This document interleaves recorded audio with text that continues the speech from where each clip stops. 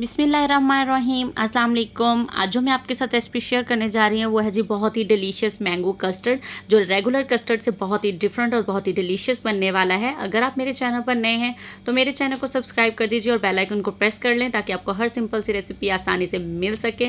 Video अच्छी लगे तो वीडियो को लाइक ज़रूर कर दीजिएगा। तो चलिए इस डिलीशियस सी कस्टर्ड की रेसिपी स्टार्ट करते हैं। सबसे पहले मैंने यहाँ पर ले लिया है जी एक पॉट। इसके अंदर मैं शामिल करूँगी जी मिल्क, फुल क्रीम दूध यहाँ पर मैं इस्तेमाल कर रही हूँ। आप चाहें तो दूसरे दूध का भी इस्तेमाल कर सकते हैं। मैंने यहाँ पर लिया है जी फुल क्रीम दूध 1 लीटर जी। तो अब हम इस दूध को अच्छी तरह से बॉईल कर लेंगे। तब तक के लिए जो है वो हम अपना कस्टर्ड तैयार करेंगे जो हमें इसके अंदर डालना है जी। तो यहाँ पर देखिए जी, सबसे पहले मैंने यहाँ पर लिया है जी एक बाउल। इसके अंदर हम शामिल करेंगे जी अपना कस्टर्ड। मैं यहाँ पर वनीला कस्टर्ड का इस्तेमाल कर रही हूँ। 3 बड़े चम्मच जो है मैं इसके अंदर शामिल करूँगी जी वनीला कस्टर्ड के। 1 लीटर दूध के अंदर मैं शामिल कर रही हूँ 3 बड़े चम्मच भरकर वनीला कस्टर्ड के। ठीक है जी, दूध यहाँ मैंने शामिल कर लिए हैं जी भरकर 3 बड़े चम्मच जो हैं वो कस्टर्ड के। इनकी जितनी भी क्वान्टिटी और इन्ग्रीडियंट्स हैं वो सब आपको डिस्क्रिप्शन बॉक्स में भी मिलेंगे। तो मैंने अब इसके अंदर शामिल किया है जी 4 बड़े चम्मच ठंडा दूध यानी कोल्ड मिल्क 4 टेबल स्पून मैंने इसके अंदर शामिल किया है। आप इसके अंदर कभी भी गर्म दूध का इस्तेमाल नहीं करेंगे वरना इसमें बहुत से लम्स बन जाएंगे और हमारा जो यहाँ पर मिक्सचर है वो बिल्कुल लम्स फ्री तैयार नहीं होगा। हमें इस पाउडर को अच्छी तरह से दूध में मिक्स करना है। हमेशा ठंडे दूध का इस्तेमाल करेंगे या फिर रूम टेम्परेचर दूध का इस्तेमाल करेंगे।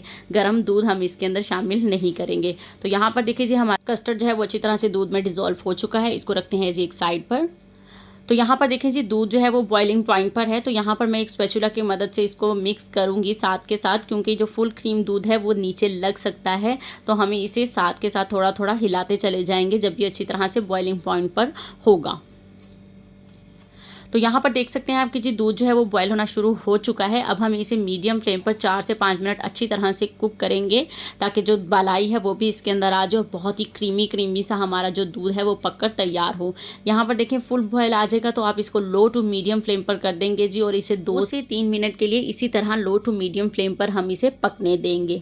इससे क्या होगा जी हमारा दूध जो है वो मज़ीद गाढ़ा हो जाएगा और इसके अंदर बालाई जो है ऊपर आएगी, उसके अंदर वो भी हम इसके अंदर मिक्स कर लेंगे, उसको वेस्ट नहीं करेंगे। तो यहाँ पर देखिए जी दूध को मैंने 4 से 5 मिनट अच्छी तरह से पकाया है। तो अब मैं इसके अंदर शामिल कर रही हूँ हमारा मिक्स किया हुआ वनीला कस्टर्ड। इसको शामिल करने से पहले भी हम इसको अच्छी तरह से मिक्स कर लेंगे क्योंकि सम टाइम जो है वो कस्टर्ड नीचे बैठ जाता है। तो उससे शामिल करने से पहले आप इसको अच्छी तरह से मिक्स कर लेंगे।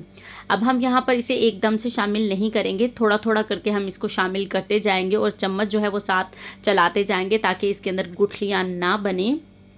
इसी तरह से आप चम्मच को हिलाते जाएंगे और कस्टर्ड जो है वो इसके अंदर थोड़ा थोड़ा करके शामिल करते जाएंगे। बहुत ही मैंगो कस्टर्ड यहाँ पर बनकर तैयार होगा। आप इस रेसिपी को एक बार ज़रूर ट्राई कीजिएगा और मुझे कमेंट करके बताइएगा कि आपको इस मैंगो कस्टर्ड की रेसिपी कैसी लगी और आपका जो कस्टर्ड है वो कैसा बनकर तैयार हुआ। तो यहाँ देखें जी अब थोड़ा सा नीचे मुझे लग रहा था कि बैठा, तो हम इसे स्पैचुला की वजह से इसको पहले अच्छी तरह से मिक्स कर लेंगे और फिर इसके अंदर सारा कस्टर्ड जो है वो इसके अंदर हमने शामिल कर दिया है। अब हम इसे पकाएंगे जी लो टू मीडियम फ्लेम पे 4 से 5 मिनट के लिए ताकि हमारा जो कस्टर्ड है वो अच्छी तरह से कुक हो जाए। अच्छा, अब मैं इसके अंदर शामिल करूँगी कुछ ड्राई फ्रूट। ये टोटली ऑप्शनल है, अगर आप चाहें तो शामिल कर लीजिएगा, अगर ना हो तो कोई ऐसा मसला नहीं है। मैं इसके अंदर शामिल करी हूँ जी बादाम और पिस्ताचू।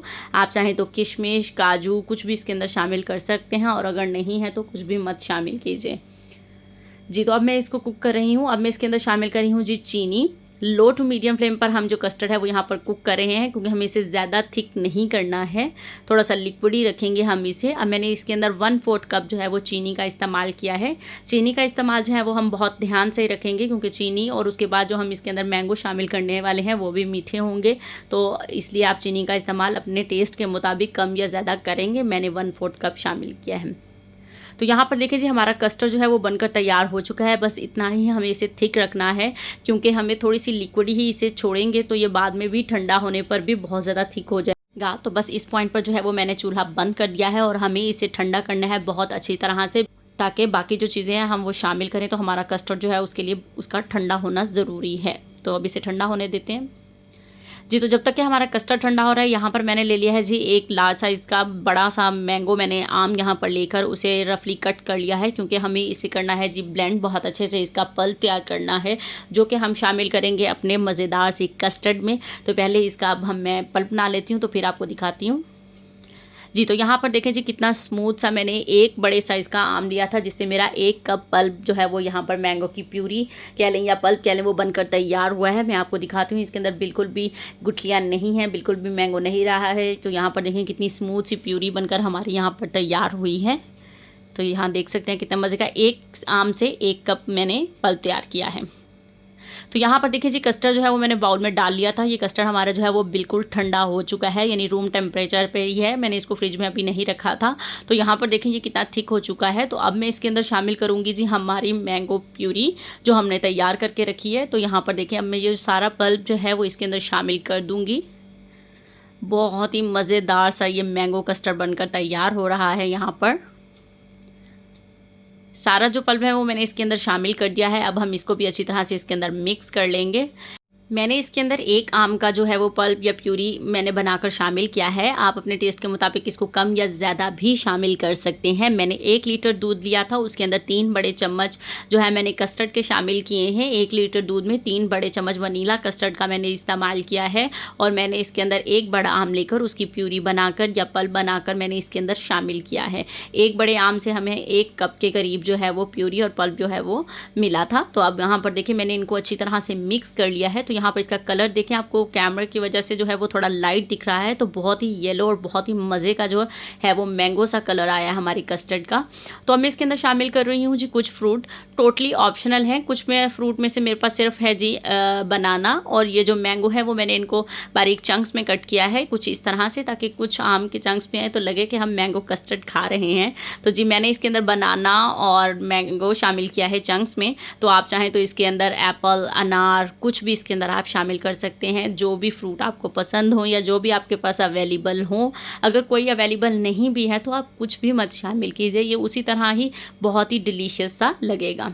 तो अल्हम्दुलिल्लाह जी यहाँ पर हमारा जो है मैंगो फ्रूट कस्टर्ड है वो बनकर तैयार हो चुका है। बहुत ही सिंपल, बहुत ही अलग सा हमारा मैंगो कस्टर्ड यहाँ पर बनकर तैयार हुआ है।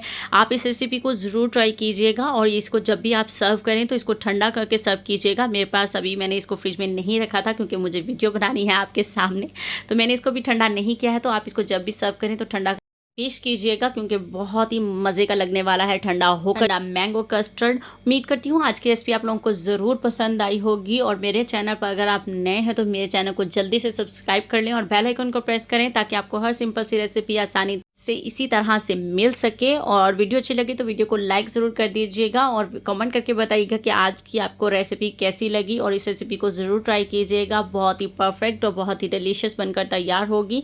तो मिलते हैं आपके साथ अब नेक्स्ट किसी अच्छी रेसिपी के साथ। अपना बहुत सारा ख्याल रखिएगा, दुआओं में याद रखिएगा। अल्लाह हाफिज़।